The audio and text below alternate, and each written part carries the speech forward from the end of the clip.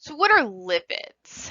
So lipids fall under the top of a branch off of some different compounds. So our fats and our oils are what are called triglycerides, and these all fall under the overall category of lipids. All right, so we've got these triglycerides that are solid at room temperature. Those are our fats. And then oils are triglycerides that are solid or that are liquid at room temperature. And so these all belong to this family of lipids. This includes cholesterol, steroids, fatty segments, etc.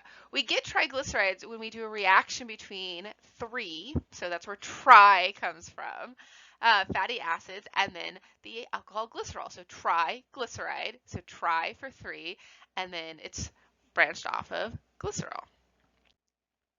All right, so when we look at fats and oils, fats, they're really greasy, they're slippery, they're a low melting point, they're water insoluble. If you've ever tried to just simply wash a fat off of something after you're done cooking, it doesn't really work. You have to use soap in order to get that fat off because they don't mix with water. So we've got lots of compounds that are super fatty: butter, cheese, cream, whole milk, some meats, some fish, okay? All come from animals. Though we do also have fats from vegetable origins. So margarine, shortenings, some vegetable oils, etc. We get some of the properties that we have from our animal-based fats, but they're in liquid form. Okay. So again, our triglycerides are going to form from 3 molecules of stearic acid, okay? So, and then 1 glycerol molecule. Again, tri is for 3, so triglyceride. All right, so our fatty acids have these really long hydrocarbon chains, and then they have a carboxylic acid group at the top of them. All right, and so we've got this whole long thing right here.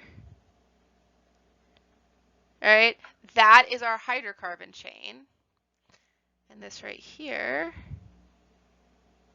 is our carboxylic acid group. All right, so all carboxylic acids have that carbon that has a double bond to an oxygen and then is bonded to an OH. When we talk about saturated versus unsaturated fatty acids, what we're looking at is, does it have the most number of hydrogens around it as possible? So a saturated fat is going to have all single bonds with no double bonds there. When we start having unsaturated fats, now we've replaced a single, well, we haven't replaced, but we've added in a double bond. And so anytime I have something like this, there's a carbon here, all right? And off that carbon, I have a hydrogen and another hydrogen, and then it's bonded over here. And this one's here, okay? This is a carbon, this is a carbon, and then this carbon on the end would have 3 hydrogens. Well, once I replace a hydrogen with a double bond, I have a carbon here, I have a carbon here.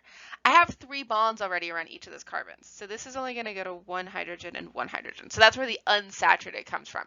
So it's going to have a double bond or more somewhere in there, and now we're going to have fewer hydrogens around them. All right, so that's where our saturated versus unsaturated comes in.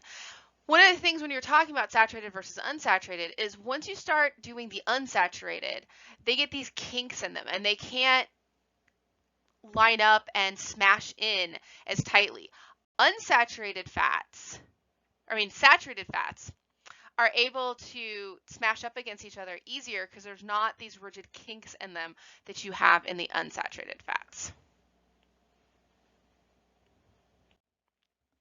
All right, so we've got a whole bunch of different fatty acids that have various different carbon molecules. So we've got some saturated ones, capric acid, lauric acid, palmitic acid, stearic acid, etc. These are all saturated. There's no double bonds there. All right, and so these guys have much higher melting points. If you downloaded the slides before you watched the lectures, it didn't cut off the bottom part of the data table, but you'll see that our unsaturated fats, all right, are oleic acid, linoleic acid, and and linolenic acid, okay, have melting points of 16, -5, and -11 degrees respectively. So linolenic are absolutely liquids at room temperature, and oleic is basically a liquid at room temperature unless you're in a really, really cold room. Okay, and so that unsaturation, again, that puts that kink in there, and so you can't get them to pack as tightly with each other, and so they have much lower melting points because they're not packed in as tightly, and so they melt much easier than our saturated ones do. Now, our saturated fats still melt fairly easily. It doesn't take a whole lot to get these guys to melt, but they still have much higher melting points than our unsaturated fats do. All right, we can synthesize a lot of different fatty acids from what we eat. We can't synthesize those linoleic and linolenic acids. Those have to come from our diets. You can get those from things like flaxseed oil, sunflower oil, corn oil, etc.